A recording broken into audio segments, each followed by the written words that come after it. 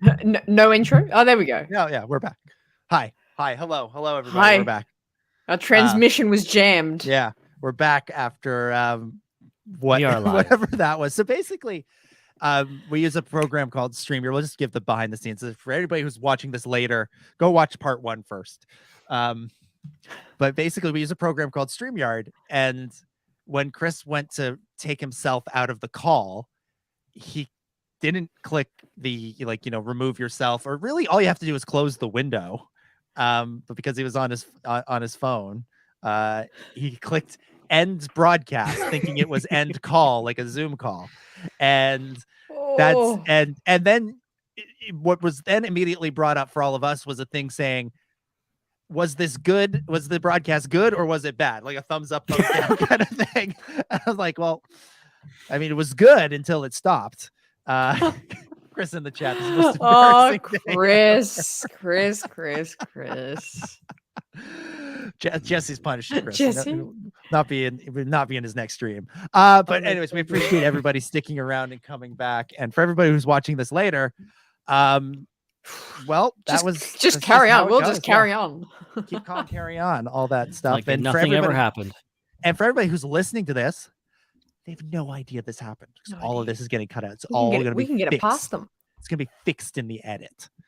All right. There we go. Let's get back into it. Also, I'm gonna go put the link. I don't know if. Wait, go ahead. Yeah, well, I will say just stuff. for Joel, we do have your super chat, so that's not going to waste. It's there. I screenshotted it and saved it. All right. What was I was saying something about Baby Yoda at the anime thing, but I think we'll skip over that and we'll just pretend like Chris. Let's just all pretend that Chris just left. Bye, Chris. Bye, Chris. Bye. Bye. All right. Thank you, Chris. Thank you for making a little bit of time for us and killing the show. Now let's get into discussing the episode proper. One thing that I mean, we've known this for a while, but I don't know how much we've really talked about it because I feel like the Bad Batch on this show, just like in the rest of Star Wars, has kind of gotten the short end of the stick for the last year and a bit. Oh yeah. That we haven't had a ton of time. We haven't dedicated a ton of time to talking about it. Just like Lucasfilm was like, hey, we'll just release it whenever, and we'll keep changing it when we want to put it out. But one thing that's kind of cool about these 2 episodes is we get our first proper look at the new costumes or the new designs, the new armor for the Bad Batch. And I thought we should just take a quick moment off the top here and just give some thoughts on it. So Hannah, why don't you start us off on this? What do you think of the new design for the crew for Clone Force 99? Absolutely. Yeah, I think it's a fresh new look. I think I like the color palette of it. And I think it's a good symbol for, the times are changing.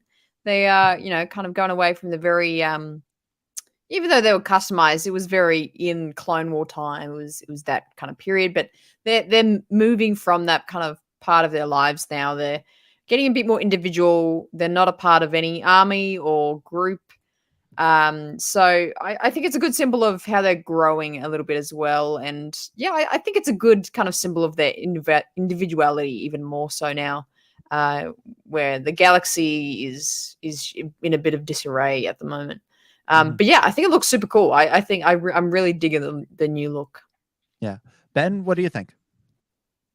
Yeah, I think it's a nice departure from their earlier looks. I think they were kind of dour, kind of a lot of dark grays and blacks in there. Adding a little color, I think, into their costumes, I think is a great job, and giving Omeega a proper costume and helmet, all the kind of stuff is really cool. And just like not continuing, that's what I love about this show, is that it doesn't keep doing the whole thing where it's like, no, you're a child, you cannot be here, you cannot be a part of this team, you have to stay behind. What character is that, Ben? I don't know. I'm sure Tex sounds like. You sound like a ghost. Yeah, like, whoa. Yes, I am the Bad Batch. The ghost of animated series past. Oh, I love But it. like the whole thing with, like, oh, you're a kid, you can't do that. It's like, no, she's a part of Yeah. the team. Mhm. She Yeah. is a bad batcher. She's going in there. She can fight as good as they can, and she's got her own costume. That's really cool. And yeah, she's really good with that bow. And like, it's like she does kind of screw up at the beginning of the episode, like literally falling out of the ship. But like, it's not treated as some like you screwed up. Like it's just it's just part of it. And Hunter's like, yeah, just don't do it from inside of the ship next time, please. Hunter's like, don't do that. He's like, she like dropped something on the floor. That's how his reaction is now. It's like, okay, try not to knock things over. Try not to swing dangerously from a cable outside of our ship from here on out. But overall, the costumes are really great. I think I want those figures. Okay, Well, so lucky Lego in the chat says I'm excited for the new Lego minifigure possibilities from it. Which yes, absolutely, and excited for new action figures and statues and all that stuff. But I just completed my Bad Batch Black Series set like a month or two ago. And so now they're already out of date. So I feel like that's my problem with the new look, is that it put my collection out of date. But actually they look great. And just in general, the show looks great this season. I liked how much more colorful this season feels already than the previous one, to the point where like the scenes that took place in the dark and there was less color were they felt so much less interesting to look at than all those scenes on the beach or the scenes in the old guy's house where you had kind of that sort of, where it was more properly lit and all that stuff. Those scenes, they looked so pretty, whereas the night scenes just looked like night scenes. And I kind of hope that we stick to more day scenes in the season, because they've really done a number on the look and things. The show is prettier now, I think. For sure. So let's something else that I want to get to before we really get into like the plot of the episode, and that is what we alluded to a second ago, which is the time between episodes here, because it has been basically a year and a half since the last episode. Yeah. And Ben, I'm going to ask this to you, because I think you had a more similar reaction to me in just sort of to these first two episodes. Right. Do you think that had this episode come out in, let's say, February 2022 or March 2022, as opposed to January 2023, sometime that's a little bit where the finale was a little bit more of a recent memory, do you think that this episode would have landed more with you? Would it have felt more like a continuation of the previous season, as opposed to maybe we feel it lacked the pizzazz of a usual premiere? And maybe some of that is because there was the better part of 16 months in between episodes, and this show had been away for a long time, so the expectations, I think, got a little high, at least for me. Right. I mean, I don't know. It's hard to say with things like that, how it affects our expectations and our perception of things. I will say season 2, starting with just 2 episodes, they're not stitched together or anything like that, and 2 episodes that aren't that, I don't want to say not consequential, but like not as big.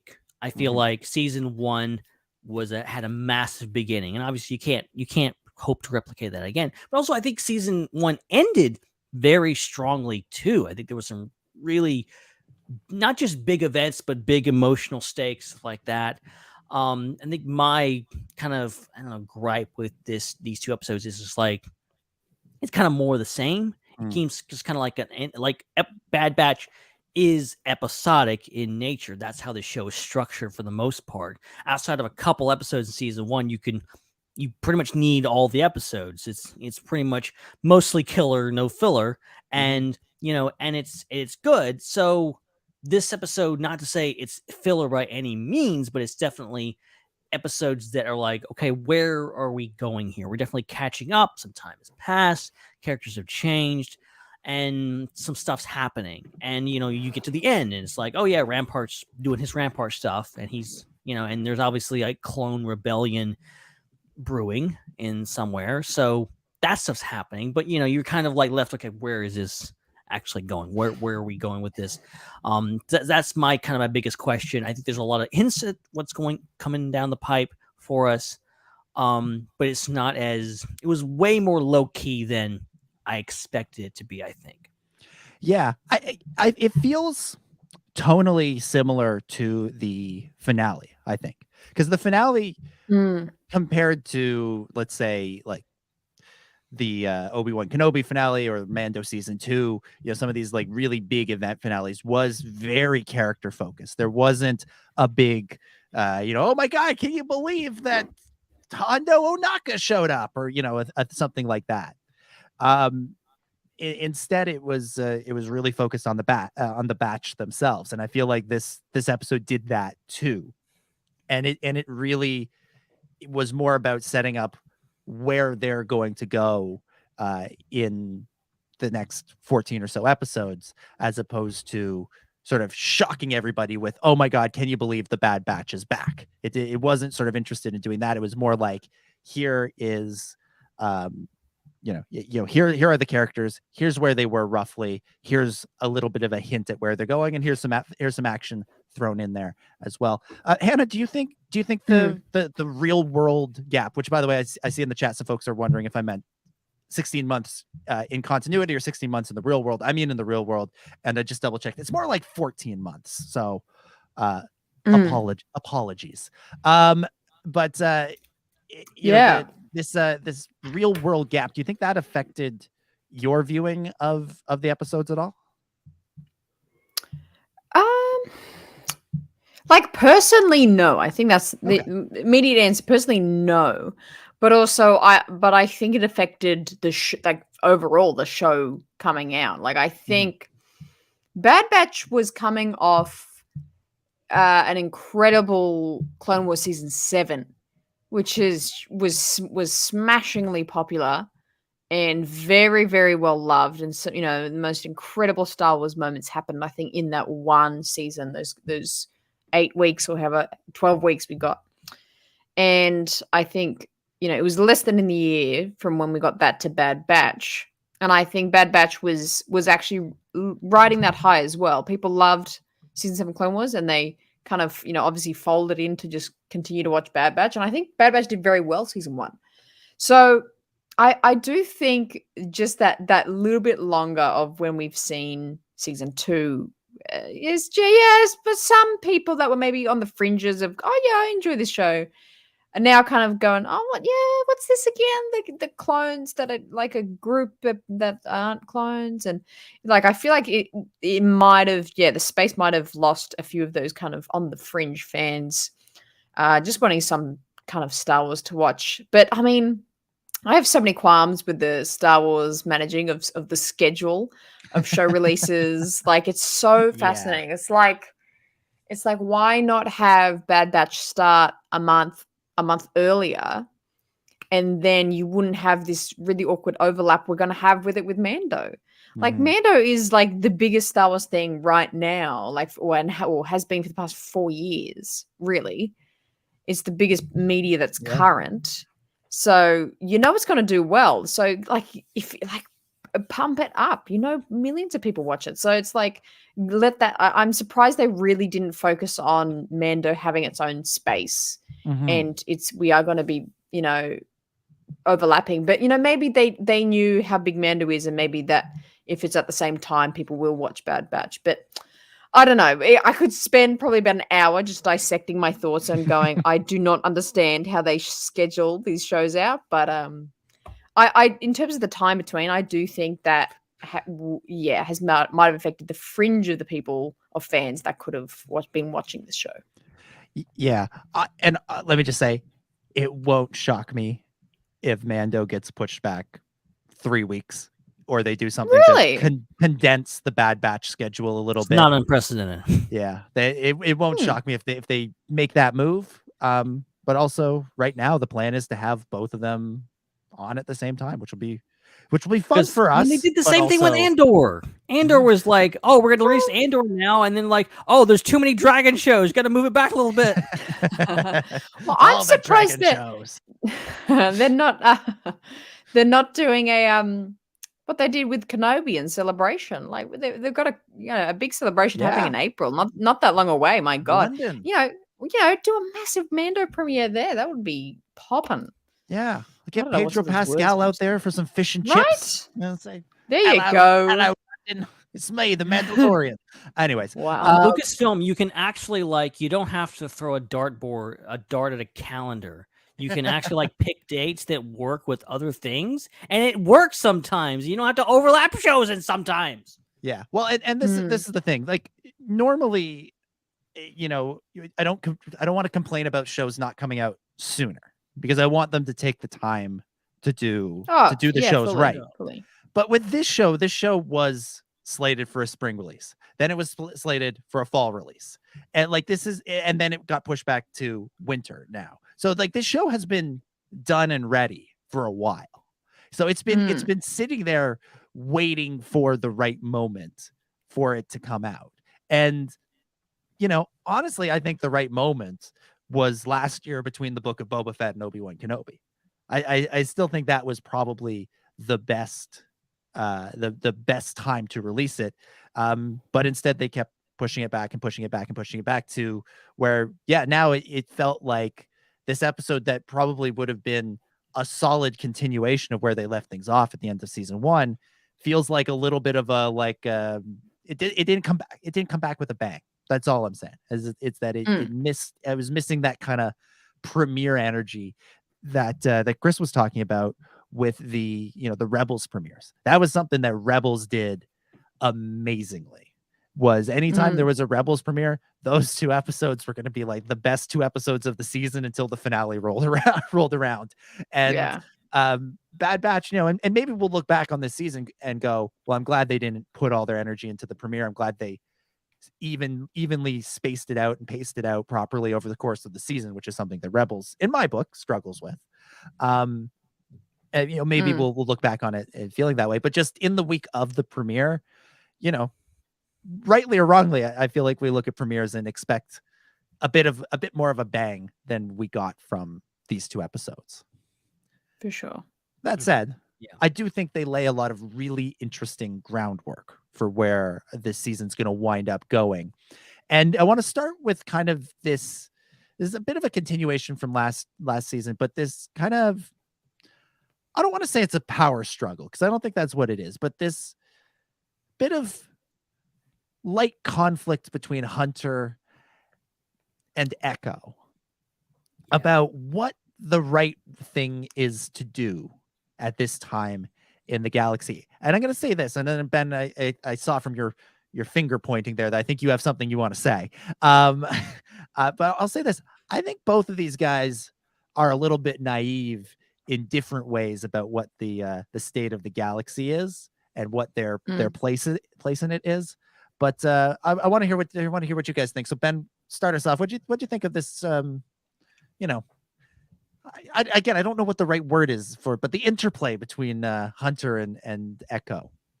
Yeah, I mean, like I said off the top, I like that Icko immediately had more agency in this episode. That was my biggest complaint about season 1, was that Icko was just kind of in the background a lot. He didn't have a lot to do, didn't have a lot to say, he didn't have a lot to really contribute to the plot. And he's arguably one of the most interesting clones in this show, and he's the one we've known the longest out of all of them. He has the deepest story. He's one of the original Domino Squad. This guy has been around the block. And he's kind of characterized as a grump, which he kind of is. I think that's fair, but also he's right in a way. I think I can see where you're saying the naivete coming in regards to, yes, they should be doing more, but also they don't have the full picture. And we're 1 year into this 19-year struggle that leads up to the destruction of the first Death Star. A lot's got to happen, and if the Bad Batch go out fighting the Empire right now, there's not a whole lot they can do. So how that plays out, we won't know, but I think Icko has the right idea. I think Huntah is in survival mode. You get where he's coming from. He just wants to protect Omeega. He just wants to survive. He just wants to keep working jobs and disappear and stay off the Empire's radar. But Icko's like, we should be doing more, and you can't blame him. And I think he's a guy that's been through a lot and knows that they can't just stand idly by. But at what cost? And I think that's the whole thing with these episodes we're kind of asking is like, where does this go from here?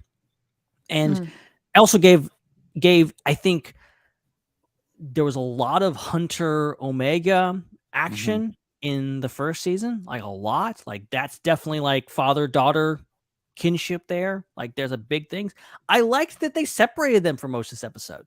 Both these episodes. Yeah, I agree. It was just Icko and Omeega. And I'm like, that's good interplay. That's good character. Putting characters that necessarily aren't together all the time and doing this whole adventure with Wrecka and Huntah.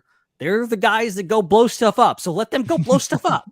And then have some actual real character moments with Tech and Icko and Omeega and really a thing. So, and have those interplay and then to have it come back around at the end. And I'm looking forward to seeing some more interplay and maybe even some fighting between Huntah and Icko because they are not on the same page.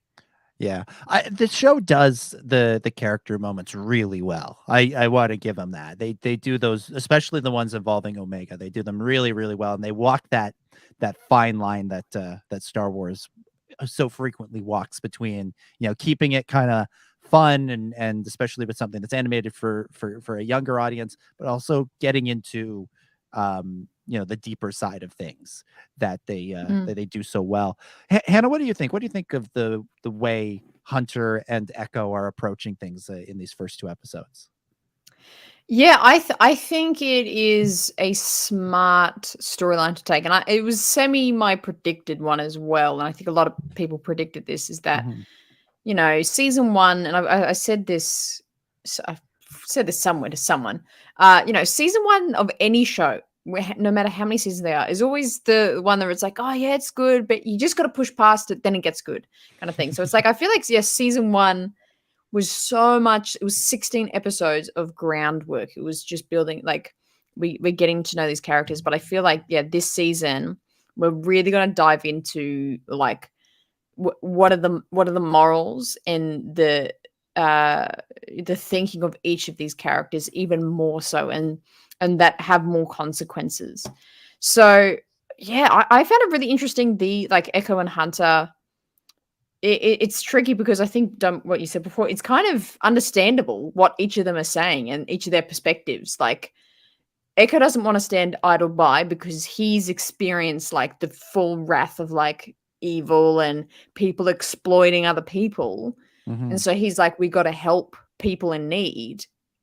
But then Huntah is a protector and he wants to keep his squad, his family, and especially Omeega safe. And he wants to, hold back. Like both sides you can kind of understand. But I think I said this with Andor, and I didn't think I would make any connections like this with this show. But I find that maybe something in this show and in this season is that the real evil and the real like villain is like going to be the Empire. Yes, the Empire's bad. Everyone knows it's the big bad Empire. They're evil. But the real kind of villain for each character is going to be standing idle by and their naivety and their the kind of willful ignorance they have. So I think this, they're definitely between Icko and Huntah, their relationship, I think, is going to be challenged. I think maybe at some point we'll actually see them split up, not for a mission, but actually for a period of time. And they maybe have to both go on the way. And I think this could happen with the whole Bad Batch. Maybe Wrecka might go with Huntah, or I don't know how it'll work, but I feel like there's going to be some sort of split for a period of time. They both people have their own experiences, and then they'll, I think they'll come back at some point and kind of realize that they need each other and all those kinds of things. But yeah, I think, the interdynamics of these characters are going to be such a key part of this season. That would be a great way to end the season. Have the Bad Batch break up at the end of the season, and then begin season 3 with all of them like scattered to the winds, and then bring them all back for the finale. Yeah, right. Of course, yeah, I look forward to seeing that on the air in 2027. But it'll have been done since last week. Yeah, that's the interesting thing here. Is I think Hunter's in a weird way gotten comfortable. He's sure. Yes, he's running around. He's in action sequences all the time, but I think he likes this life. He likes this sort of like go off to a mission, come back, gets to hang out with his buddies, hang out with his daughter, all that fun stuff. But there's that scene pretty early on in the episode where like the rest of the Bad Batch goes behind his back with Sid. Right. And they have to kind of convince him, like, we have to go on this mission. We have to do this. This is an opportunity to provide us with something that we're missing. And what actually gets him to go on the mission, it isn't like the potential to use the treasure for good. It's the idea that, okay, maybe we could get Omeega out of this life. But I think if Hunter had his way, he'd probably just continue doing this. And it also took Sid kind of putting it in his face that like the Empire's, they're closing their fist, and it won't be long until all of us get caught in that. And then this way of life is going to dry up. This can't last forever. So you need to find something else. Yeah, that's one thing that I honestly am looking forward to. Weirdly, like I like Sid as a character. I like that Ord Mantell, this planet that was mentioned offhand in Empire Strikes Back, is like a principal location, like a home base for these characters. Like that's really cool, but I don't want them to get too comfortable. I don't want this show to get like episodic in that way that we're season 5 and they're going back to Ord Mantell to hang out. Like, I want I want the status quo to be shaken up. I think that's going to be interesting for the characters. If the Empire comes to Ord Mantell and wipes everything out, and there's no place for them to go, I like that Sid, being the kind of grumpy, cynical person, is understanding that, saying like, we're not going to be around forever. The Empire, I'm aware of what the Empire is doing, and this, you're comfortable here, but this isn't permanent. So I like that, but I do agree that like, I think we're caught. There is kind of this battle for the soul of the Bad Batch to make this very over dramatic, of just like Hunter wants to just continue on this mercenary life, very comfortable. We continue making money. We're off the radar. We're bounty hunters or whatever else. Very kind of a stereotypical natural progression from them being the special ops team out there doing missions or whatever else. Now they're just their own bosses now, basically. But this other path that they can go on, which is join the rebellion, which, how does that work out there for them? I don't know. I didn't see the Marauder over Scarif, but maybe it was there. Maybe it wasn't. The camera was always just pointed in the other direction, but it was there. It was part of the fight. That'll be a Star Wars Insider short story someday. What was the Bad Batch? It's gotta be. It had to be at Exegol, right? It had to be one of the ships in Exegol, right? Probably. But every ship was there. Everything else was there. Everything in the kitchen sink. Yeah. Again, the Bad Batch is kind of walking an interesting line here between being, the Bad Batch, the show here, between being kind of like a procedural kind of adventure of the week kind of show, and all this stuff with Sid and the bar and those two guys that are always there that seem to be the only people that ever go to that bar. Like all that stuff is set up to just sort of be there and to be sort of the part of the show that's consistent every week when the Bad Batch goes off on different adventures. But at the same time, they're also telling a larger overarching story, and just the set in a larger universe, and just the mechanics of the universe of the Star Wars galaxy at this moment in the timeline doesn't allow for that to continue forever. And so they have to, I think the show in some ways would rather be the kind of adventure of the week procedural stuff. And I think the thing with Vice Admiral Rampart at the end suggests that, and we'll get into that later, of course. But the sort of the Star Wars universe is pushing it to be, to have a bigger, broader scope. And the voice of that in the episodes is Icko. He's the one saying, like, we got to get out there. We got to do more things. We got to help out Captain Rex and be part of this budgeting movement to push back against the Empire.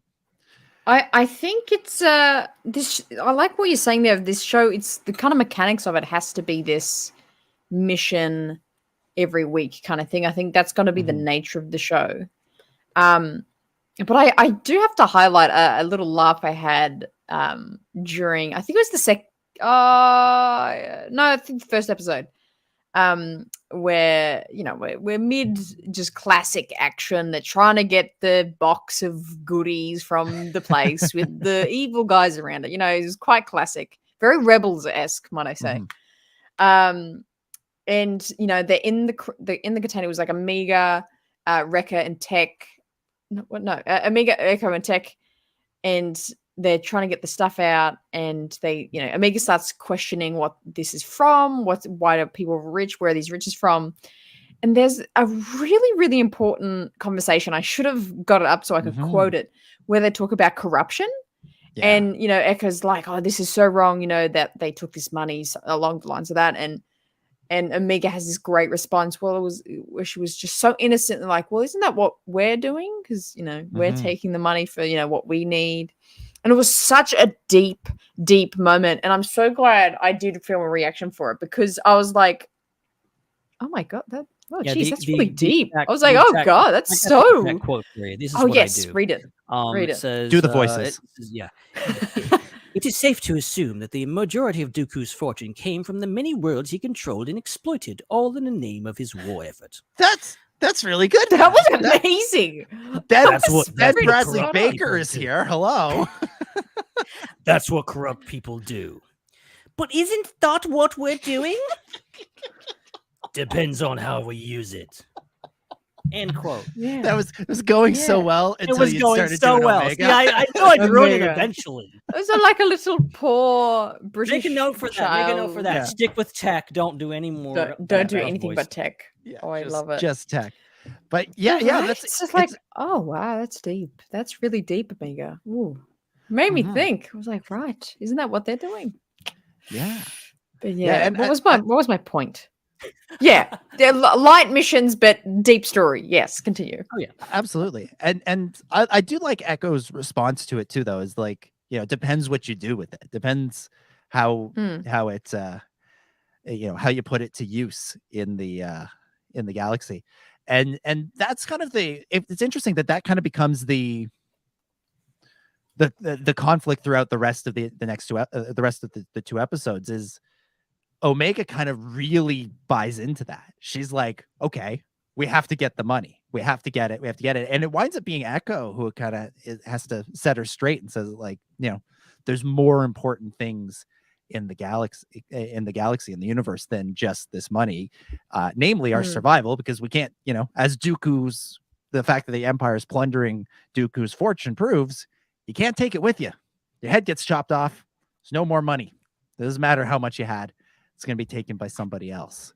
Yeah, I like it early in the episode. You have Icko being Icko, kind of being grumpy and going like, and griping to Huntah.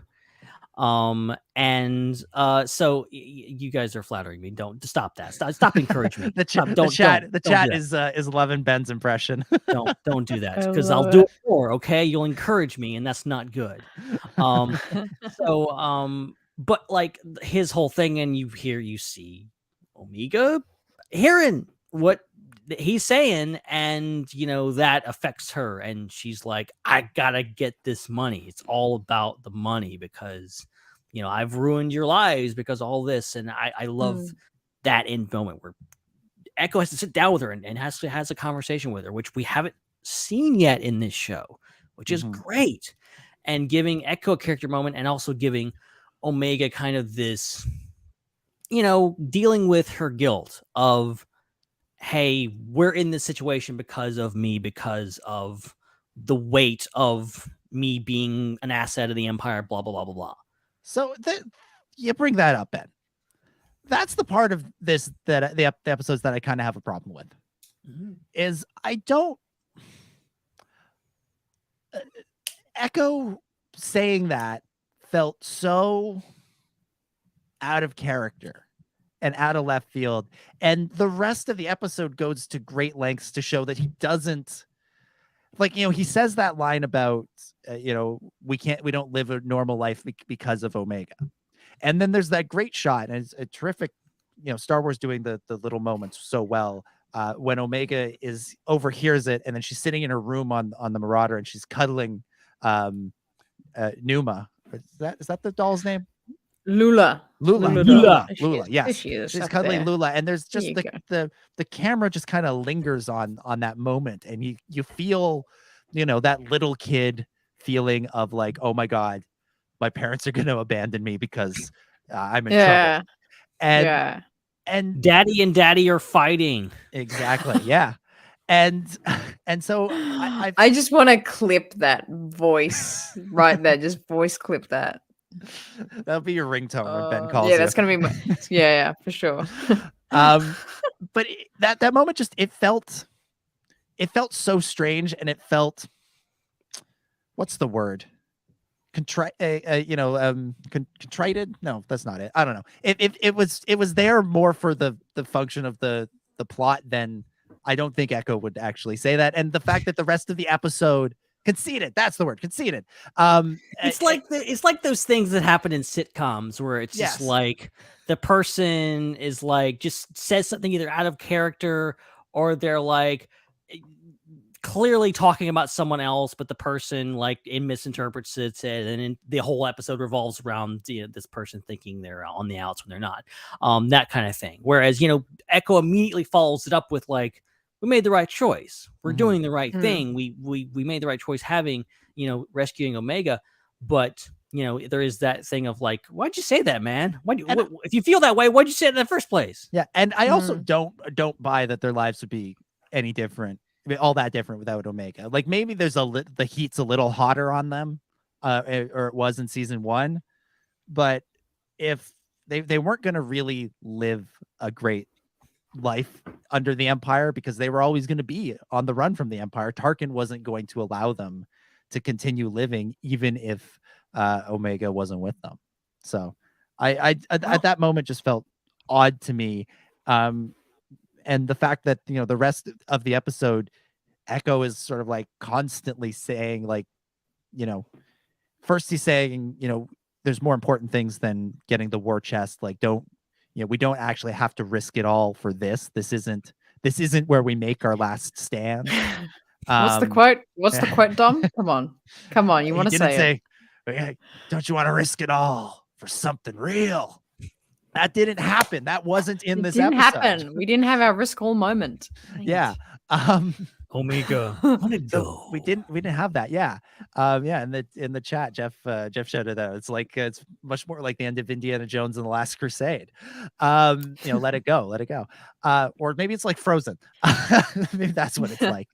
But the point I'm getting at is, I don't know, that part seemed strange, because I don't think Icko really thinks that, and the fact that he said it that way, I don't know. All of this seemed to be built around a misunderstanding. Well, and it's funny, not to jump ahead too much, but like we have this situation where officially, according to the Empire, they are dead. Yeah. They're not being hunted. That's fascinating. And weirdly, Rampart is helping them. Rampart is on their side, helping them by trying to erase any. Let's start the theory. Presence. Let's start the theory of the conspiracy right here. Rampart, rebel agent, Vice Admiral Rampart. He's covering up the Bad Batch so that they can fight. He's hanging out with Admiral Ozzel. Exactly. In the Somehow both of them become Snoke It's great. They merge. That's why Yeah, they need they- Grogu's blood, because Yeah, and they merge. merge. And they merge with Kino Loy, who survived. He learned how to swim. I don't want Oh, to see the God. episode where they merge. For the record, don't want to see the episode. It'll be like it's one of those like sci-fi things where they walk into a machine and then like one of them, the person walks into the machine, the fly shows up in the other one, and they come out and they look like Snoke. Anyways, sorry, Ben, continue your point. I don't know what I was saying, honestly. You just threw me off with don't that know either. harebrained scheme. But yeah, the Anyway, Bad Batch is yeah, officially dead. Yes. Yeah, the Bad Batch is dead. So like, Rampart, like that's probably the most interesting part of the episode. Story wise, sure. is the ending is Rampart literally, and this is accomplishing two things. Obviously, it's helping the Bad Batch continue to kind of keep their cover. It's providing tension. Weirdly, I think some people were even talking about this in the chat, like kind of getting into what we're seeing in Andor, which is kind of this tension within the Empire, people trying to being ambitious within the Empire, and Rampart wanting to cover his butt and not wanting Tarkin to know he goofed on Kamino, and so then that whole thing with we know where this is headed with the clones. Now, and we have this whole thing, the whole episode, they continue to use stun blasts. They will not kill their brothers. I like that a lot. I like they're continuing that, but also just the fact we know we're heading towards some big event with the clones, because it's not going to be like that one level of Battlefront where they go, there's a clone rebellion on Kamino because there ain't no Kamino no more. But we can still do something similar to that, because if the clones find out they're literally being shot in the face for not doing shady stuff, then crap's going to go down. Yeah, absolutely. Let's talk about this new character that we meet, Romar Adel, the nice Romar. Oh, this guy. The nice guy on Sereno. Hannah, what'd you think of our new friend, the Sereno survivor? Like the most necessary character. What a random just figment. Like, did they dream him? He was so random. Gave Omeega a toy and is like, be happy, off you go. And then he's kind of shady, but then he helps him at the end. Kaleidoscope's canon. Oh, it was interesting. I think I say unnecessarily necessary because it's like, really, he's not really adding that much to the show at all. But he is there for, I feel like, the character development of Tech and Omeega and Icko to kind of bounce off of. But Roma, he had some interesting little bits of lore, I found. I did enjoy when he chatted a little bit about the Sereno history, and, Count Dooku is like, well, he really wasn't that great to us. Everyone thought he was off to the galaxy, but he was also awful to his own planet as well. Yeah. So that was kind of interesting, but yeah, unnecessarily necessary. I did sort of love the way he entered the. What was that, Ben? You kind of expected a twist with him. I thought he was going to be evil. Right? Like the fact that he turned out to be just a nice guy was surprising. It's just a nice man. Man in the woods. And like, it's still like not clear why he's just in the woods. Like, he's like, I'm just a survivor. It's like, well, yeah, like, do you want to like get off the planet and like live somewhere like properly or something? Or it's just hanging out. Just hanging out. Yeah, just in the woods. I kind of vibe that though. I kind of can respect that. That does seem kind of nice though. Yeah. He's like, the people are plundering my planet. Shipping containers are falling from the sky. Right? Seems like a perfect time for a pays walk the in bills. The woods. Yeah. He's a Serenian survivalist. He's got a bunker. He's probably got a lot of weapons down there, canned goods. He's a apocalypse survivor, man. It's like one day they're going to build a giant weapon in the sky that is going to blow up planets. They'll call it the Death Star. I tell you, I'm going to be right. Echo's like, sure thing, buddy. Yeah, whatever. And he was right. It's all right. I'm telling you, they're getting crystals out of Jeddah and they're putting them in this big ball in the sky. I'm telling you, they're going to blow up planets with it. You got a foil hat on. Yeah. one thing I did find interesting, which I was like, are we ever going to get like an explanation of, or maybe we did, I just missed it. But the whole when he was like, you know, we're hiding, and Echo's like, we, and then he just never like Roma just never addresses that. He's just like, and then goes downstairs to get the toy for Omeega, and it's like, wait, what? Okay. Who is the we? Who Okay, is that? I have a rectified? prediction. I have a prediction. This dude's gonna come back. This is gonna be a recurring character. They're gonna come You reckon? back. Guaranteed. Just maybe the way he left him, is necessary. The way he left him, I think there's something more going on there. I don't think we're done with it. Maybe it's like Count Dooku's son or something. I don't know. His long lost brother. Right? Yeah. Maybe brother. That's probably Steve Dooku. Steve Dooku. Brian Dooku. Ben, did we ever find out what Count Dooku's first name was? Because Ben went so- viral. That still upsets me. Yeah, for So is people the that don't first know, name. Ben That's went pretty viral a consistent. couple of years ago when he tweeted, "Does Count Dooku have a For the first record, name?" For the record, if you don't, unless you really, really want your notifications to be on fire for like a month, don't tweet out, "Hey, hey, everybody, what do you think Count Dooku's first name is?" Because also some of the worst people in America will quote tweet you. Yeah, that was part of the reason. That was part of the reason. Another guy named Ben retweeted me with something that wasn't as clever as he thought it was. What a shock. Yeah. And shock. So just picture me looking at my phone lighting up every 5 seconds with so because Sudoku. Boom. That's canon now. And look, I figured. Yeah, we'll go with it.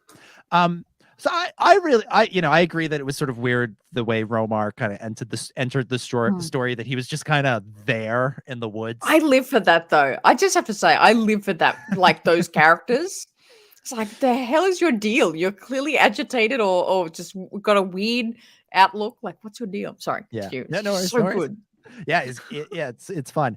But I loved his like contributions to the episode, and this is where I think the episode really shines for me is in his interactions with the characters, because I'll be honest, Tech was never my favorite member of the Bad Batch.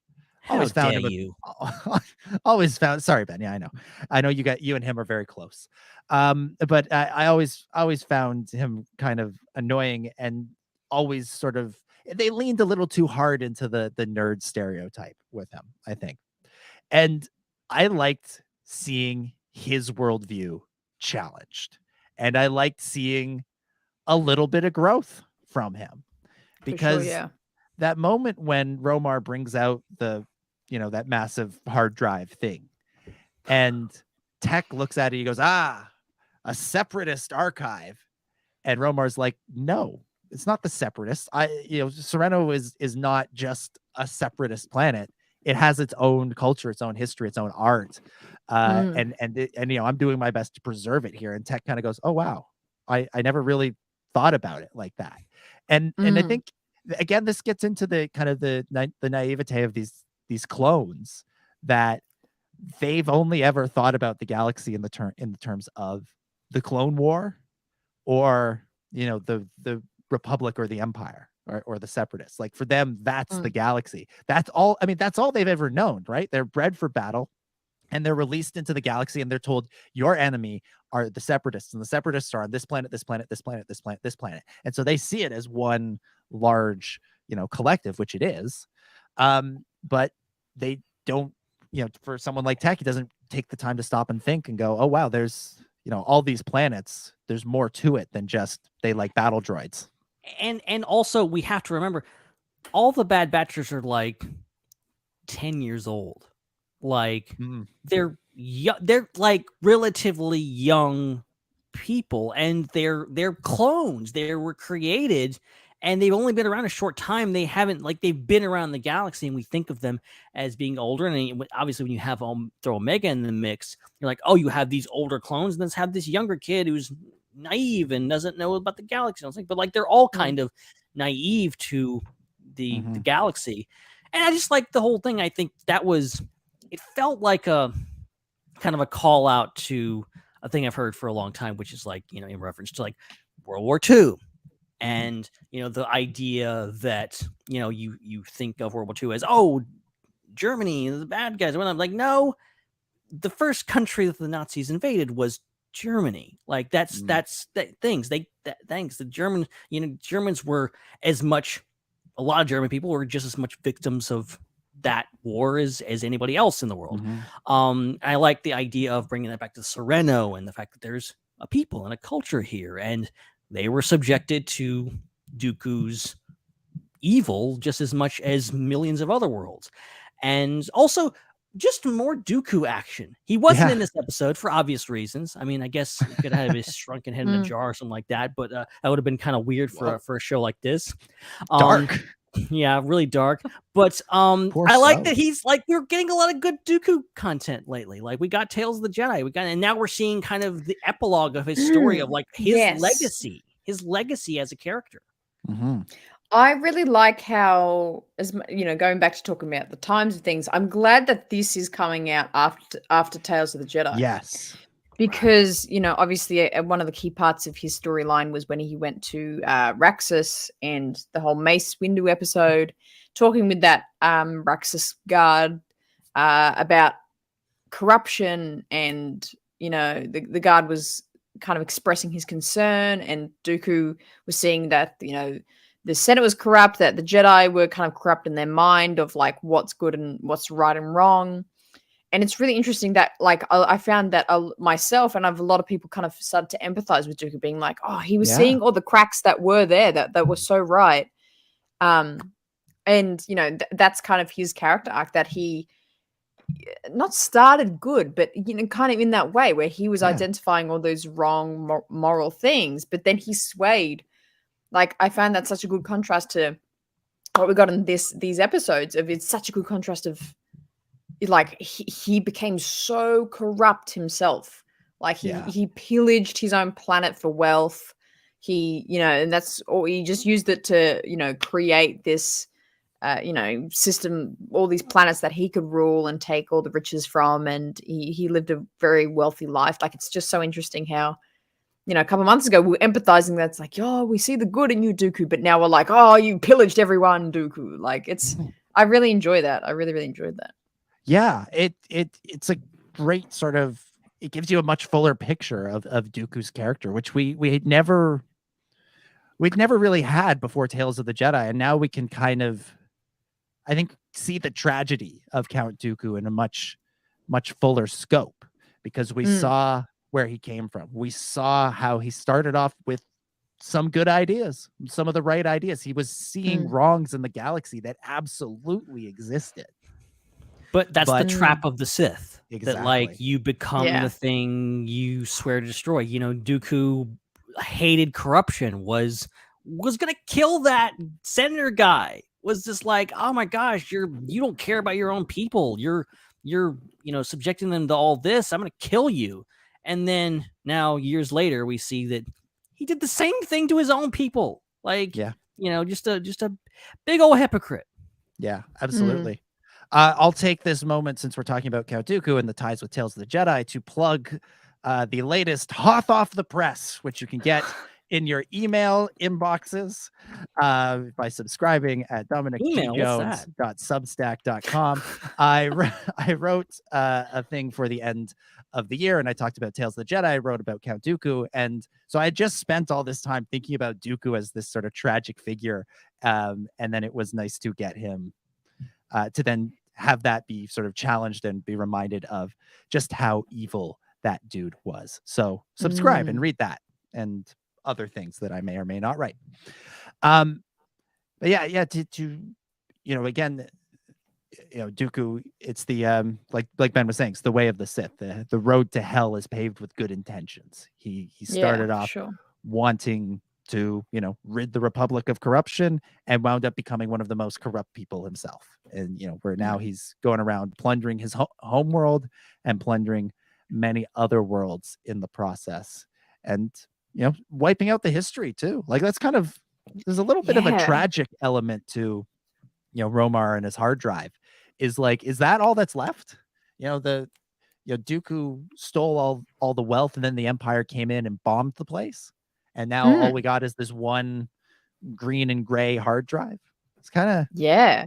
a sad end for the history of Sereno, but at least there's one guy doing his part to keep it That's all why he's in the alive. woods. He's Exactly. risking it all. Risky. He is risking it Yeah, all for he something is. real. That hard drive is all the answers are in there. I also like the sequence between him and Omeega, where Omeega is tasked with watching him, keeping an eye on him, while Icko and Tech argue about what to do upstairs. Classic parenting style. Hey kid, go play over there while we argue. And there's the moment where he gives her the kaleidoscope, and I love her immediate reaction is, oh my god, this must be the most valuable thing in the world. Typical little kid thing. Right. And then he's like, no, it's not treasure, it's not jewels, it's not valuable. It's valuable because it makes you happy. It's a toy, it's fun. Hannah, what did you think of that moment of their exchange, Omeega and my god, I forgot his name. We've been saying it so many times. Romar. Jeez.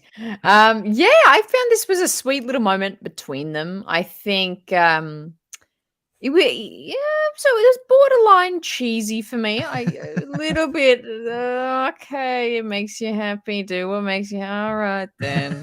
But I think it is a story that or a concept that Omeega needs to understand eventually and understand more deeply. The concept of toys, right? Like she needs to understand like what being a child means. Because she has been at work since like her creation. So, I think it's just another kind of reiteration that she and the Bad Batch had been brought up kind of out of society, and they've been brought up as soldiers, and even her, even though she's a child, and even though she was stationed on Kamino, she really hasn't lived that childlike life. So yeah, it was borderline cheesy for me, but I also can appreciate that she does need to learn that idea of what play is, what happiness is, what joy is. It's very interesting. Yeah, because we saw her last season when they went and visited Cut LaQuain and his kids, and the kids are like, "Here's a ball," and she's like, "I don't know what to do with this. What do I do?" That's right. Oh my god, yes, fully. Yeah. Ben, what did you think of Omeega with the kaleidoscope and her little exchange with Romar in the basement, which sounds more sinister than it was. Sorry, to make it weird. Yeah, I was trying so hard not to, because it's not a weird scene. It's not played that way at all. But when you start to describe it, the kid goes into the basement with the old man, coaxed her down by giving her, "Hey, here's a toy, little child." Yeah, and he gives her a toy. I'm like, you say it out loud without the context. It sounds terrible. Romar is a nice guy. It's a nice guy. Or so we thought. God, Jesus, Ben. Oh, I wasn't expecting the show to take this dark a turn this early in the new year. Telling you, Romar is the true villain of the Bad Batch. We're gonna find out. Romar is Snoke. Oh God. Oh jeez. I mean, it was a cute little scene, I guess. I mean, I don't know. Again, I don't know if that's gonna come back. I don't know what they're setting up here. I mean, that's a big question for Omeega as a character. What is her trajectory? Where does she end up? Because she's essentially a normal person. She's a clone, but she's essentially another Boba Fett in the sense of she's kind of got her own person, and she's, I mean, I hate to say it like this, but she's gonna outlive her brothers. Like she's gonna have to move on at some point and go on, and who knows.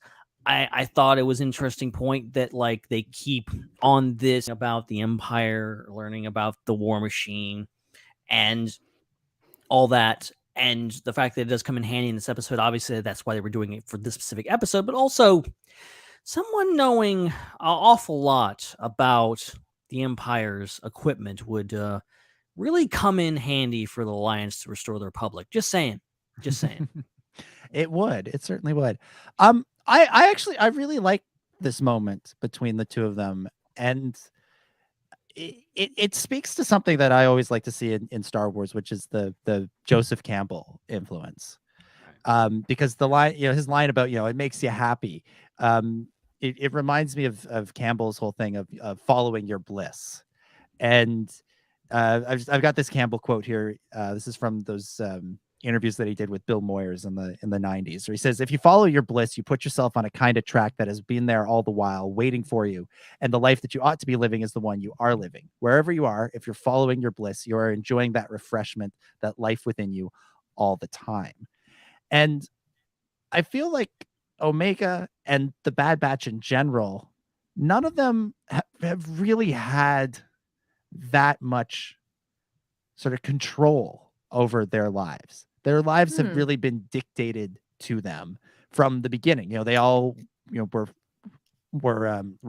soldiers of the Republic fighting this war that they, didn't really understand, that they were just sort of bred for. Or in Omega's case, like you said, Hannah, she's had a job since she was created. She's just been at work with Nala Se talk about since the child beginning. labor laws. God, they don't exist. Really don't exist on Kamino. And all through season 1, their whole thing was survival. We just got to survive. We just got to get to that place. And I think one thing that that this season might wind up being about is about them finding what they actually want in the galaxy. What do they want besides survival? Where do they want to be? What is their ideal version of their lives? What do they want to be when they grow up? And I think we're starting to see that with Icko, that he wants to be part of the the beginnings phases of the rebellion. He wants to be part of whatever it is that Rex is doing. And the rest of the guys, I don't know if they know yet. They just know they need to survive. And I think part of the reason they're intrigued by Dooku's treasure, and certainly Hunter's is that it would make survival easier. But then what's next? Okay, you get your comfortable life, or you get off the Empire's radar. What's next? What do you do from there? And Omeega, as the youngest member of the batch, and the one who, Ben, as you point out, is going to have the longest life of all of them, I think most of all needs to figure out what it is that she actually wants, because right now she's either trying to do things for survival or trying to do things because the older members of the Bad Batch are telling her to do them. She's going after the treasure because she thinks it'll make Icko happy. She's reading up on the Empire because she's told to by Huntah and Tech. It's really only Wrecka who's like, hey, let's go get some popcorn and that'll be good. But so I think that, to me, would be a really interesting theme for this season, would be, figuring out who they are outside of their membership in the Bad Batch and outside of their wanted status by the Empire. And I think that, this, admittedly, little cheesy moment between Romar and Omeega could potentially point to, a larger question that the characters will have to deal with and have to grapple with over the course of this season and beyond. For sure. I really like that moment. It was cheesy, but I liked it. I have a theory, which is kind of an extension of what you were just saying, Dom. And I think the best way I could maybe put into words what I think the rest of the season will look like is a little bit of the storyline that the first Incredibles movie went on. Ooh. Where they they have powers, but they choose to integrate into society, and they choose to not just lay low, but really kind of put their arms down and be like, we're gonna just, like, the Empire's too good for us. We're gonna, like, step away from this. Because later, I'm assuming it's later in the season, Rex, from the trailer, Rex gives them a call. And when it goes to that shot of them all standing there, no one's in armor. They're all in just, like, kind of cloaks and, like, shirts and shawls and things. No one's in armor. So I have a bit of a theory that we're talking about, Icko wanting to fight, but Huntah wanting to settle down. I think maybe all of them, like Icko begrudgingly will go with them. I think they'll all take this very like civilian life and give it a try, and then obviously some sort of event will happen, perhaps with Cody or even perhaps with Gunji, where it brings them back out again near the end of the season. Similar to like Incredibles, meaning like, you know, they were trying to be a normal family, but then for like the good of the world, they all had to kind of come out with their powers again and kind of do that kind of way it flows. Does that make sense? Yeah. Oh yeah, that makes a lot of sense. Yeah. And like, I don't know, you could continue on with that of just like, I don't know, like with the incredible story and like it begs the question again, overall, where is this going? Where's the clone story overall? I think that's what the Bad Batch really is doing, is telling the story of what happened to the clones. What happened to the clones after the Clone Wars? Why when we get to A New Hope, but all the stormtroopers are not clones? What happened? And you know, maybe this is that story we're seeing. And obviously, season 1 was heavily talking about the replacements, the regs, all this kind of stuff. The fact that the chip has now worn off, and we know that at some point they get decommissioned. So where does this go? And like, you know, there's billions of clones. Where are they? Where all are all of them during the rebellion? What are they doing? Why don't they think? We have Rex, who seems to be the most proactive one of them all, is hanging out on a rig fishing in the middle of nowhere. Like, what makes him do that? Why is that thing? I think it worked well for Rebels. But now we've seen him both in Tales of the Jedi and at the end of Clone Wars and in this show, kind of being out there wearing his cloak, doing his rebel stuff. What makes him hang up his cloak and go fishing? What makes the Bad Batch do what they do, whatever they do? Yeah, that's kind of the interesting thing about this show in particular, and Star Wars storytelling in general, is, you know, like with so many stories, we know to an extent where they wind up, and we know where some of the characters wind up. Granted, the sort of secondary characters or recurring characters like Rex, but we know that, you know, from last season, it seemed like Rex was working on something. And like you said, Ben, we know that it doesn't really work. And he just kind of retires. And it takes Kanan and Ezra and Sabine showing up at his doorstep with a message from Ahsoka to get him back into the fight. And so, you know, if Rebels didn't exist, if we didn't know where this is going, we would assume what we're seeing is the really early formation of the Rebel Alliance, the stuff that, you know, Luthen and Cassian and everybody in Andor are working on a slightly more advanced version of, but we would be seeing the really, really early days of it. And to an extent, I suspect we'll still see that. But ultimately, it does sort of feel like there's going to have to be some kind of moment of failure for the characters. They can't succeed in the way that we want them to. It's a similar sort of Rogue One conundrum of, like, you know, Jin and Cassian and Bodhi and Rook, Bodhi and Baze and Chirrut and all of them. They can't survive that. They can't get out of that. They don't get a happy ending. They have to sacrifice themselves because we know that Luke Skywalker blows up the Death Star.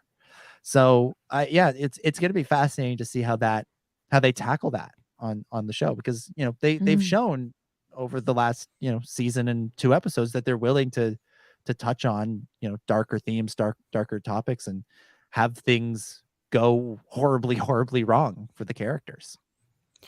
And we had Clone Wars that we watched for many seasons, and it was a show that had its dark moments, but was for the most part pretty happy-go-lucky and all about hope and the hero's journey, and, you know, ending with a wink and a smile and a nice little, you know, quote or something like that. But it ended dark. Yeah. And we know eventually, after the Emperor dies like 3 times and they shoot lightning into his face a couple times, you know, eventually things do work out. Okay. Eventually. There's a lot of adversity these characters have to go through for many, many years. And where does the Bad Batch fit into all that? Mm. That is the question, I think, for season 2 is, what is the Bad Batch's place in the galaxy, both, internally and externally. Let's talk about the scene at the end between Vice Admiral Rampart and the clone Yes. clone commander, who was kind of our main antagonist through all of this. We learned from Vice Admiral Rampart, as far as the Empire's official records are concerned, the Bad Batch are dead. And as far as he's concerned, they're going to stay that way. It doesn't matter that they're actually out there. He's going to cover up the evidence. He shoots the clone commander dead. The clone commander falls quite dramatically, seemingly thousands of feet. Poor guy. Poor Wilco. Wilco. Not Wilco. His name isn't Wilco. It's Wilco, as I mistook it for. Sorry, For the whole episode, I was like, Wuko. Have Star Wars characters. What was that? I don't understand what did you say? I heard you say it's not Wilco, it's Wilco. I'm like, what did you say? I don't know if I'm losing my mind. Not Wilco. Or you are, or we both are. We both are probably. I thought his name was Wuko, like Wuko. WOOKO, like a Wuko. A Wuko. That's Wilco. That's what you guys call Wookiees in Australia. Yeah, Wookos. Oh, look at that Wuko down there. Chewbacca. Come over here, mate. Where are the rest of your Wuko buddies? Yeah, Joe and the Wookos. But like that's my Wuko, whatever his name is. Yeah. Or really any Star Wars characters. Have you not learned anything? To not stand near a bottomless pit or a cliff or something.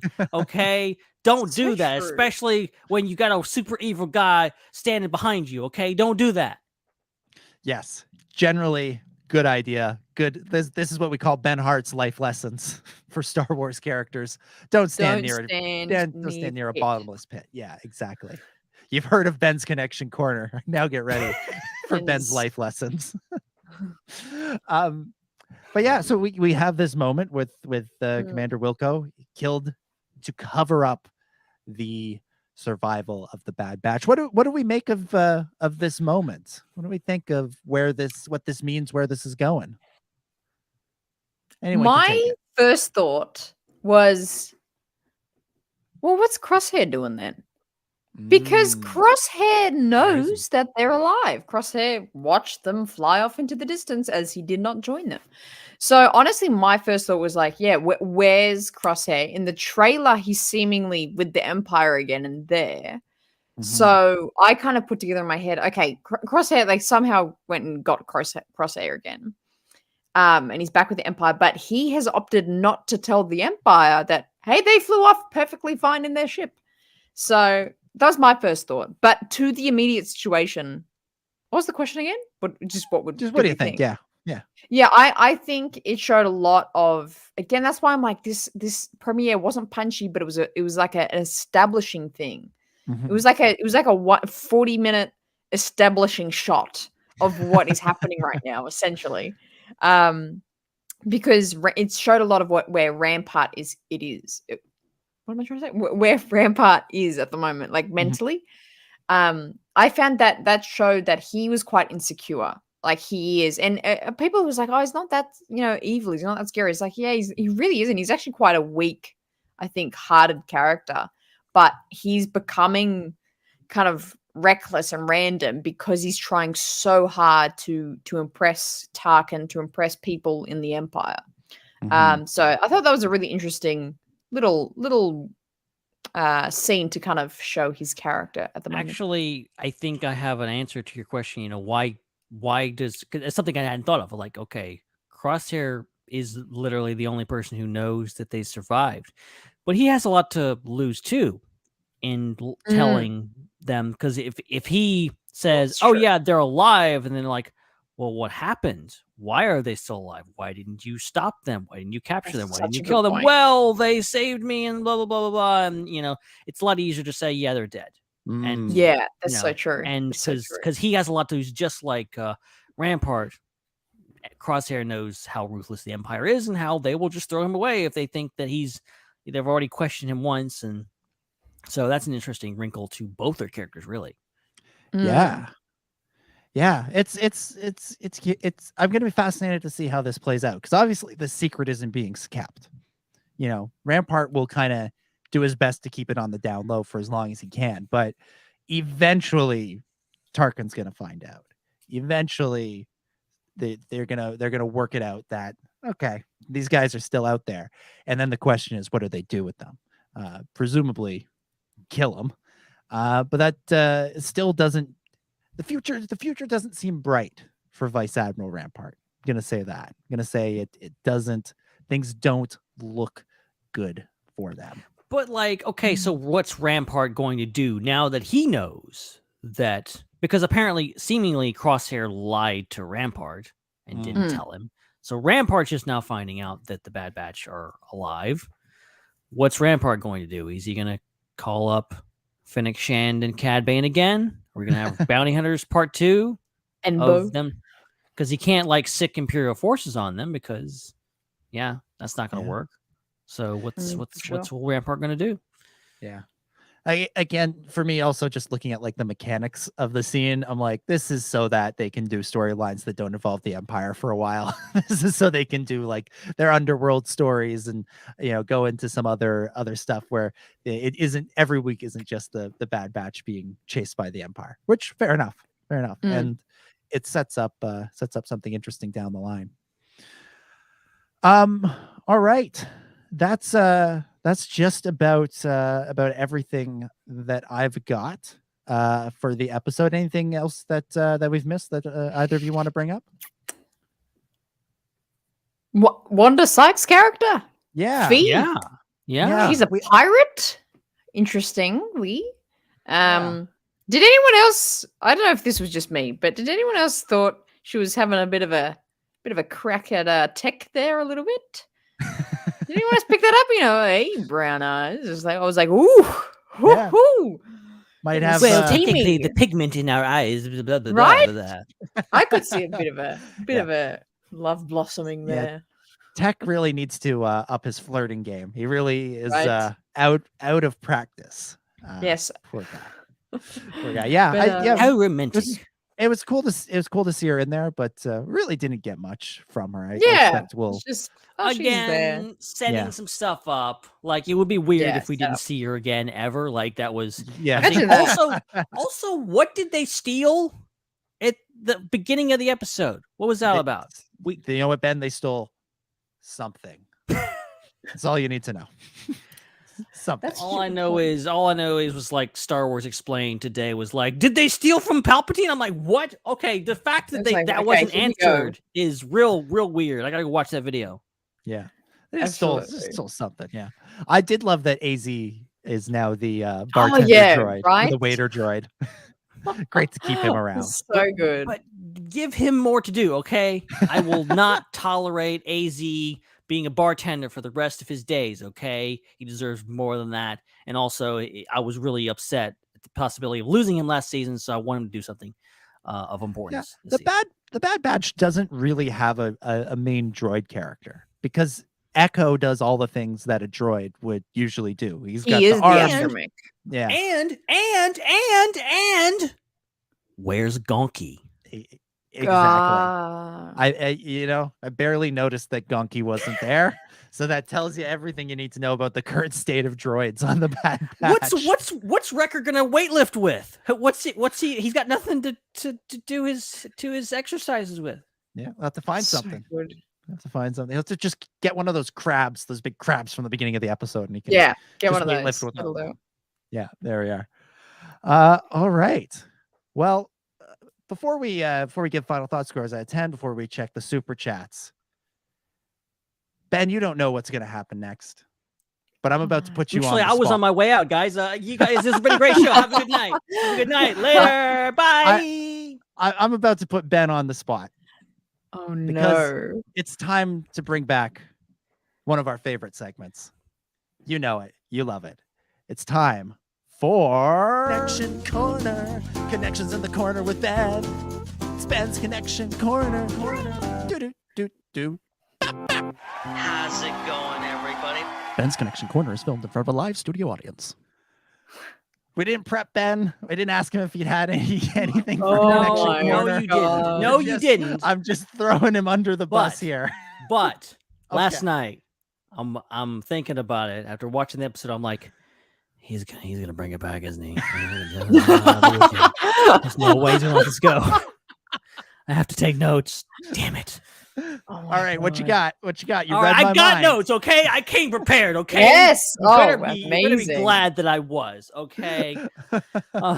Okay, so and these are not deep cuts. These are not things that nobody noticed. These are things that everybody noticed, but I'm going to talk about them anyway. All right. The transport ships from the episode where they're on Sorrento are obviously transports that we see in Rebels and maybe some other shows. I can't remember. I can't remember if we saw many other Rebels, but definitely the Winkathu job or whatever the name of the episode was. I only saw once. Just absolute steaming dog pile of an episode.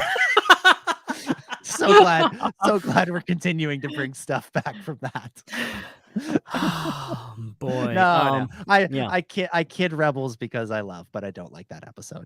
Yeah, I genuinely was like curious of like, okay, how does this work? It looks like it's one big like compartment, but like it's all a bunch of little compartment things. I like that we kind of got a more of an answer to like how this transport things work. So it's pretty cool. And it's cool design. Cool design. So glad that is them. Speaking of the transports, inside the transports, there's a door cutting sound effect. If you listen, that's where it's these are like the second time they're like running through and the clones are trying to cut through the door. You can hear it. It's the exact same door cutting sound effects from the beginning of A New Hope, like the sawing and stuff like that. It's real quick. It's real quick. They kind of it's like, oh, we're gonna throw that in there. I see what you're doing, David Collins. I'm on to you. I found it interesting that we have a trap door on Dooku. We haven't really talked about Dooku's palace. We go back to Dooku's palace. It's really cool. Just the whole idea that like they could have been anywhere. Like they could have gone back to Geonosis or whatever else. They could have gone back to really any planet. But the fact that they're like, okay, this is Dooku's thing. I was a tiny bit disappointed. Like there wasn't anything like really interesting in the treasure. Like you can't tell me Dooku didn't have a holocron or a wayfinder or something. Yeah, in there. I was expecting that, and especially like Omeega opened the chest and was like, oh, and then it was just like a pile of credits, and I'm like, yes, amazing, but we thought that was some sort of cool artifact. Like shiny stuff is money. Okay, there was one like oblong shaped thing. I was like, is that a reference to something? It was like a big. Okay, where come have on. we seen Lucasfilm, seriously, you have a episode where there's treasure and you didn't put the Ark of the Covenant in the background. Okay, come on. What are you guys doing? You know what should have been in there, Ben? The Dial of Destiny. There you go. Now that'll actually the Bad Batch will be in Dial of Destiny. That's a sly reference. Nice. Can you imagine? That would be something else. Old Harrison Ford as Indiana Jones talking to Wrecka. Just imagine. Just think about it in your head. Just put it in your head and think about that conversation. What that happened. Yeah. Amazing. All right. Technically, the dial is saying, whatever. You just get away from me, you stupid. Ben, I think you need to do a one-man improv show. No, I don't. Harrison Ford meets the Bad Batch.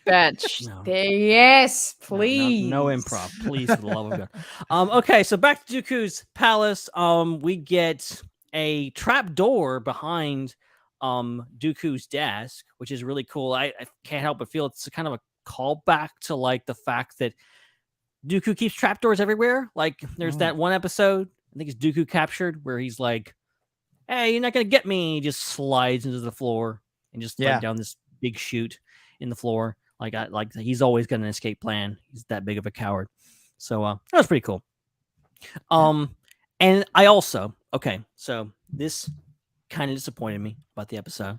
Ooh. I just have to think this isn't really a connection, but it is a massive connection because just think for a second, even though we didn't see it, somewhere in that palace, in a closet, perhaps on a shiny metal hanger, there is Dooku's blue pajamas in that thing somewhere. They're in there somewhere. You know they are, okay?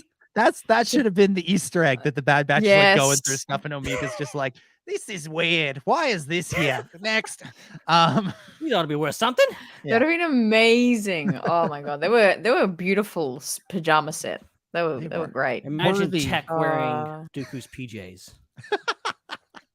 Worthy So of the Counts of nice. Sereno. So cute. That's I have one that I was certain you Ben. I was like waiting for you to say this one. No, don't be certain of When- anything. No. that was your first mistake. Yeah, wrongo. Oh, I love that. No, but in Sid's parlor. Did you not see this in Sid's parlor? Dom, do you know what I'm talking about in Sid's parlor? I don't. I feel like I'm going to be made to feel very, very word. silly in a moment. Yeah. Oh, what?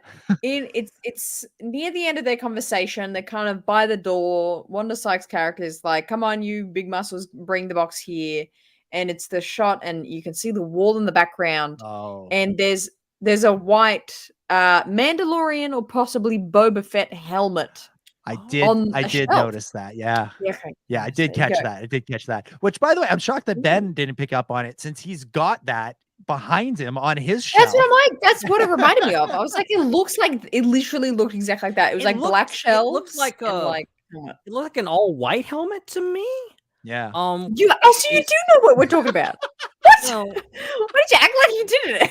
No, I notice things. I just notice things. I just have to make notes and remember things, and that's not my special trait.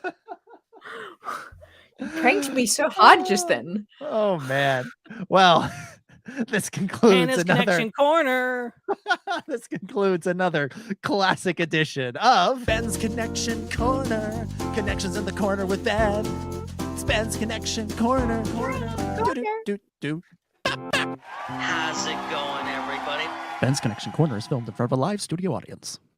All right. Well, Ben, remember to keep your notes because every week, and just think when March rolls around, you'll have to do it twice. Twice the studies, like think. double degree. To think I created this monster, okay? This was my idea. This was something that I incepted, and now I have to live with this for the rest of my life, okay? You have to live I'm with gonna your be 80 years old. I'm gonna be 80 years old. Hey guys, how's it going? And What Dominic's did you gonna be, like, find? you know, a I few just- years younger than me, and he's like, "Hey, you got some connection corners?" I'm like, "I'm too old for this, please." I just see you with your little notebook writing down the references, silently cursing me and Dan for putting together that song. And yeah, there it is. Good stuff. All right, let's hit the super chats. First up, Joel.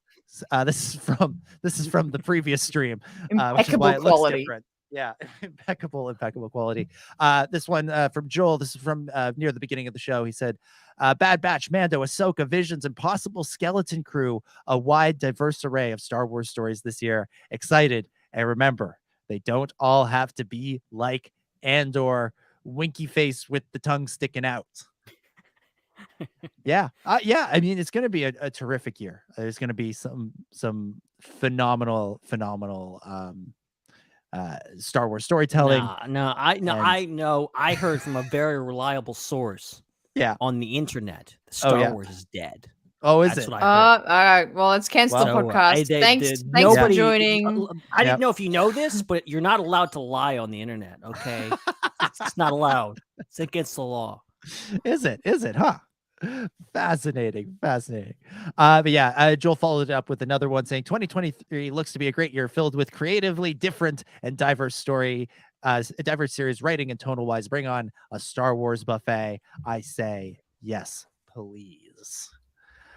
Jesse Bennett getting in on the fun. Jesse sent his super chat and without any comment attached to it, so I've pulled his most recent comment after that, so I have to assume that those two were meant to go together. He says with a year and a half between them, I think we'll see more than expected out of Omeega and possibly new side stories about the inner workings of the group, we don't expect. I hope so. That'll be fun.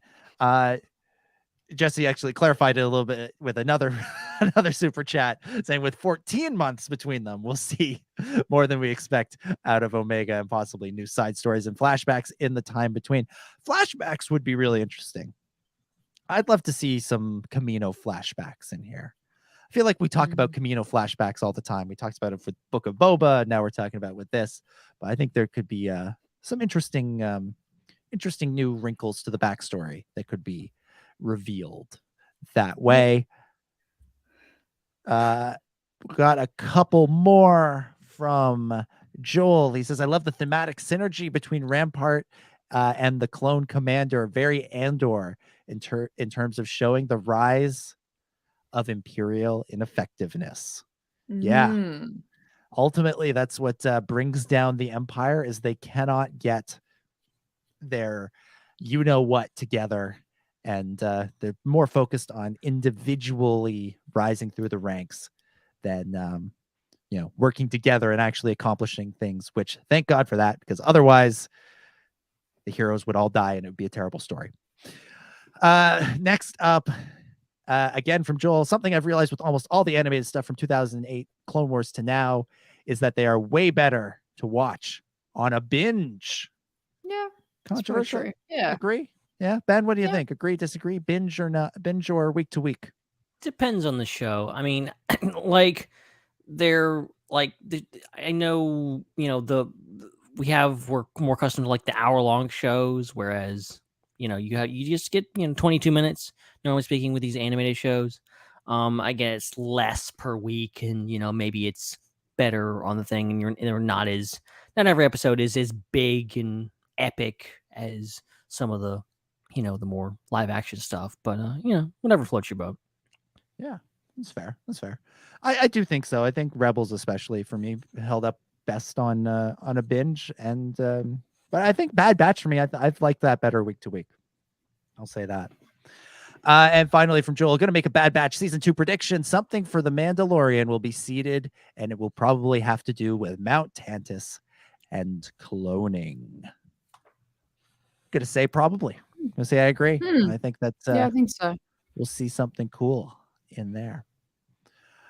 All right. I think with that brings us to the end of the super chats. And now it's time for final thoughts and scores out of 10 for Spoils of War and Ruins of War, the 2-part premiere of the Bad Batch season 2. Hannah, start us off. Final thoughts, score out of 10 for these episodes. Yeah, I really enjoyed these episodes. I think, exactly what I said at the start. I think they were solid. They put down the groundwork. We, know where everyone's at the moment. And I think this is really kind of giving us the meat for what's going to be the flavor of the season, which is in the coming episodes. Of course, from the trailers, we know we have Cody and Gunji, and obviously everyone wants to know what's happening with Crosshair. I think those are going to be really fascinating episodes when we get to those characters. So I think it was important that we had quite a simple premiere where it was just the Bad Batch, 1 or 2 characters to kind of, for them to bounce off on. I think Roma was a great, just kind of, mirror to, how all the characters are functioning. But I really enjoyed it. I thought it was a really fun, the Bad Batch, and I really think is meant to be just action, adventure, mission shows. And, some people use the F word. Some people could say it's filler. But I definitely think it's kind of its purpose. It's meant to fill us up with, just fun action little missions. So I love the redefining of the word filler. It's I fills have you up with a nice warm feeling inside. Yes, yeah, that's what it's meant to fill you up with. Yeah, not anger and hate. But yeah, I really enjoyed this. I will give both a solid 8 out of 10. I'm gonna go with 8. 8 out of 10 from Hannah. Ben, what about you? Final thoughts and score out of 10 for the episodes. Yeah, I mean, I enjoyed the story. I think it is progressing. It wasn't as flash bang, boom, progression that I wanted maybe from the series overall. It wasn't as big as previous, season openers, but I think it was enjoyable. I enjoyed it a lot, and I think it's setting up a lot of really interesting stuff that could go forward in this season. So very well could look back on this and have a better opinion of it later, because it's setting up some stuff that we haven't seen yet. So I'm not gonna count that off for the show. I'm willing to be patient, wait for next week and the next week and the next week, and see where this goes. But I enjoyed the character moments. I enjoyed that. And I especially, something we really didn't talk a whole lot about was the animation. This is some of the best, if not the best looking Star Wars animation we've ever seen on screen. This you can put this right up next to any Pixar, any Disney animated movie, bar none. It all looks fantastic, and not just looks fantastic. The sound design is great. The music is fantastic. I got chills every time that Bad Batch theme, swelled. Like, it's just, all in all, the technical aspect of this show. Like, just throw away the script and all our maybe gripes with the story. Technically speaking, this is a gorgeous, such a well-made show. These are the animators and everyone really flexing their muscles. They're extremely talented people. And it just feels like just a continuation of like what started way back in 2008 with, the Clone Wars and being not so great. And now I didn't think it could get better than season 7. And now we are. Bad Batch season 2 is incredible. So these 2 episodes I will rate together as an 8 out of 10. All right, 8 out of 10 from Ben. It's been 8s across the board here. Chris gave it an 8. You guys have both given it an 8. I'm gonna break it and give it a 7 out of 10. Oh, yeah, I know, right? That's me. I did enjoy the episode. I enjoyed it a lot more on the second viewing. I came out of the first viewing thinking I might give it like a 4. Like, I was really, it just didn't land. It didn't land with me on the first viewing, but the second viewing, it did. Funny. I saw all the stuff that I like in the show was still there, and I saw a lot of good groundwork being laid for future seasons. And maybe it's my own baggage of missing the show and wanting it to come back with a bit more of a bang than it did. And that kept me. It's keeping the score a little bit down, but that's part of the experience, I think. And maybe that's not fair to the show itself, but maybe it should be a little bit of a wake up call, because my scores are really the things that provide Lucasfilm with wake up calls. About how they release their shows and the fact that they let it just sort of sit on the shelf and not necessarily get stale, but be kind of a little bit forgotten the way they did at the after season 1. So yeah, 7 out of 10 from me. We got some scores in the chat. Jesse gives it a 6.5 out of 10, bumping it up from the 5 that he thought he was going to give it because of the conversation we had here on the show tonight. So you're welcome, Bad Batch. We saved your score with Jesse. Sith Lord 93 gives it an 8 out of 10. Chillin' in the Basement, 8 out of 10. Joel Davis, 8 out of 10. Tony Peterson, 8 and 8.5 respectively, scoring the episodes individually. So I guess 8.25 would come out as the average. And Fishing Vibes TV, 8.2. Got to add the 0.2 in there. So there you go. All right. Before we go, there's something from last year that we need to wrap up. That is, on our final show of last year, we did the Star Wars Trivia Challenge. We took the Dragon Con Star Wars Trivia entry quiz, and we did our best. We got our scores, and we got our rankings. But unfortunately, on that last show, if you've forgotten, it's been like 3 weeks. Hannah couldn't be there for the trivia portion of the show, so we were left with a question: what is the final score? So this is where we left things off. Ben was in the lead with 40 points. I was trailing behind him, sitting in the silver medal position with 37. Chris was taken up third with 27 points. Hannah, you did the trivia quiz. People can actually watch you take the trivia quiz. You and Matthew did the trivia quiz along with Joel. So you got the Ion Cannon crew together for a special broadcast. What is your final score? I hope the answer will be revealed on the screen below so I remember the number, which is, of course, a 30.5. How the hell did you get 30.5? I'm glad you asked. You just have to watch I and remember find out. Matthew said, I can't wait till they talk about this on the podcast, and Dom's going to say, how the hell did you get a 0.5? And I'll go, don't worry. I said, don't worry, Matt. I'll explain it to them. I'll let them know how I got a 0.5. And then that was that. So I have prepared for your confusion and dismay of how I got a 0.5. So the 0.5 came from a bonus question, which was, who was the voice actor of Ahsoka's mum in Tales of the Jedi? And I couldn't for the life of me remember the actress's name, and I knew exactly who it was, but I couldn't remember her name. So my answer was just Iden Versio. It's just like, that's my answer. I was like, that was Ahsoka's mum. And then so we're like, let's half a point out because it's the same person, just didn't know her name.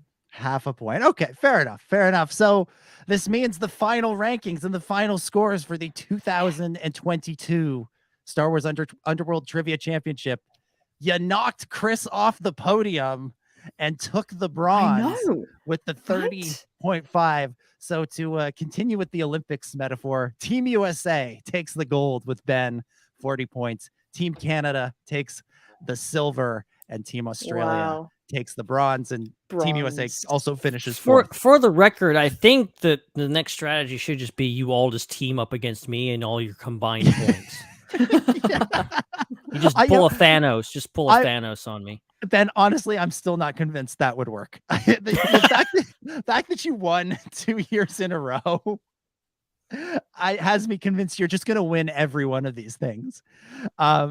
So we'll do the Dragon Con Trivia Challenge again later this year.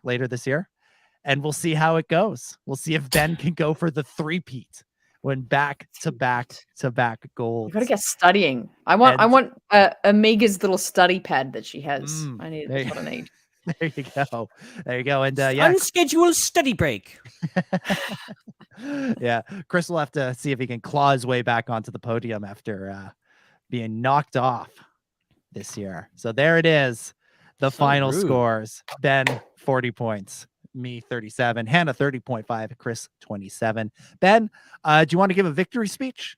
Do you want to, address the Star Wars Underworld viewers, and give us your victory speech? Come on, Ben.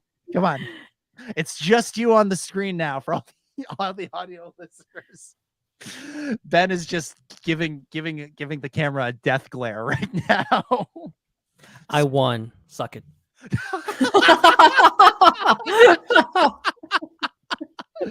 And with that,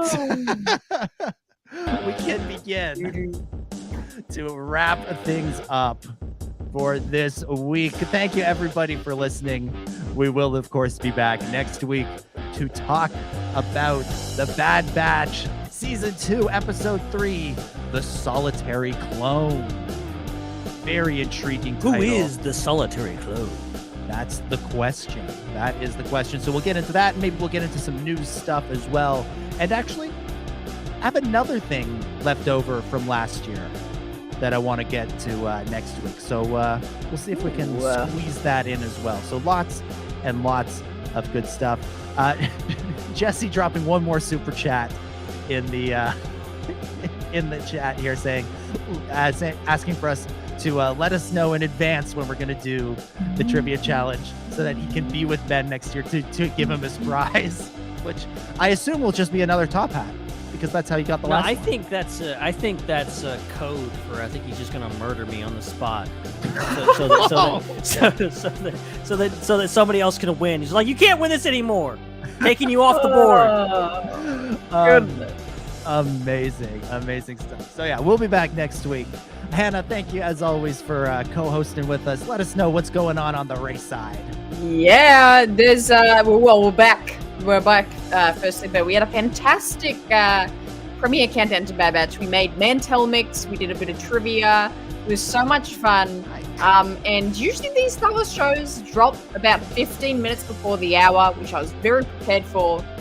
But it didn't. Did you guys notice that? It dropped really close on the hour, like pretty much on the hour. They dropped it on time. How dare they? Right?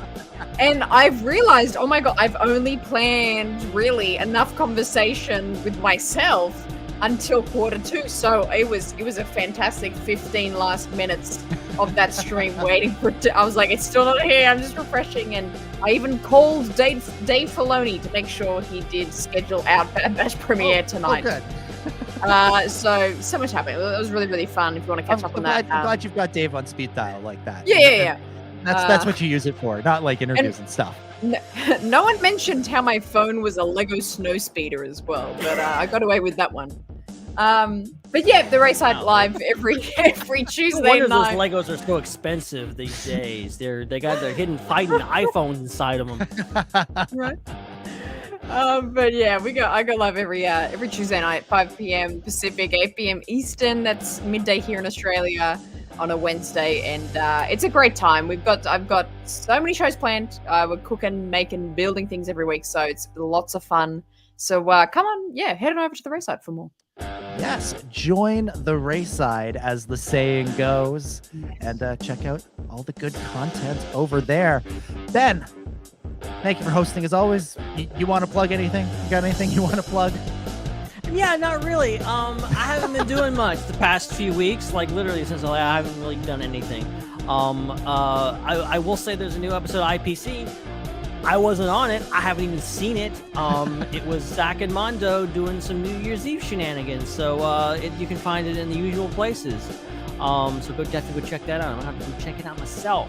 And follow me on social media at Ben Hart with no E. You can get updates about the show right there. And because things are changing, guys, and you can get an up close and personal look at what I'm doing right there. Nice. Follow Ben at Ben Hart with no E. Follow Hannah at the Raeside. Follow me at Dominic J25. Follow Chris at Seek3PO. And follow the Star Wars Underworld at the SWU. I will again plug Hot Off the Press, my Substack. DominicGJones.substack.com. I posted my 5 great Star Wars TV episodes from 2022 post this past week.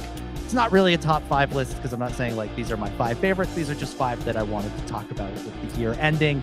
It's a very, very long thing. It's arguably 2 posts that should have been split into 2 things, but got combined into 1 because the year was ending and I wanted to post before the year ended. Substack has this neat little feature where it tells you how long it takes to read something, and how long it would take to read it out loud, like if you were giving a speech. And apparently this post, if you read it out loud, would take over half an hour to read. So maybe it's amazing. Maybe plan to read it in chunks. So check that out. And I just realized I have another announcement, guys. I have another announcement related to the Discord. Those of you who know last year. Did you fix the link? No. No, that's too much to ask. I'm going to tell you about things you could do on Discord, but you'll never be able to get there. So our little meetups, our little gaming meetups are happening again. They're going to be happening more often. We have one next Friday. I think it's 9 p.m. Eastern, or at least should be, January 13th. So look for that. Coming up, we're going to be playing some more Fall Guys, because that's worked out really well, and so we're going to keep doing that. But we're not going to continue doing that forever. We're going to switch it up and do some other things in the near future. So and look for those maybe bi-weekly maybe every other week we'll be cycling through and doing some neat stuff on the Discord. So definitely go join it if you can find a way to get on the Discord. Yeah, we're gonna fix the link. The link will be fixed. Check your if you're listening to the podcast, check the podcast description. If you're watching this video after the fact, Ben will have fixed it as soon as we go off the air, right, Ben? Oh, by the way, it's Friday the 13th. Friday the 13th is when we're going to be meeting up. So Friday the 13th. Who knows what could happen? Nothing's going to happen. All right. And as always, just a reminder, if you haven't already, subscribe on YouTube, Spotify, Apple Podcasts, wherever you're listening to this. If you are watching on YouTube, you can become a channel member. And wherever you're listening, subscribe and review. All right. That is it. We will be back same time, same place next week for more Bad Batch discussion and beyond. But for now, for Ben, for Chris, for Hannah, for all the wonderful people at the Star Wars Underworld, my name is Dominic, and apparently we're saluting this week. May the Force be with you. We do it every week. What do you mean this week? This is like every show ever. What that? Skywalker salute. Come on, man. Catch up, Tom. Okay, I got to pay more attention, apparently.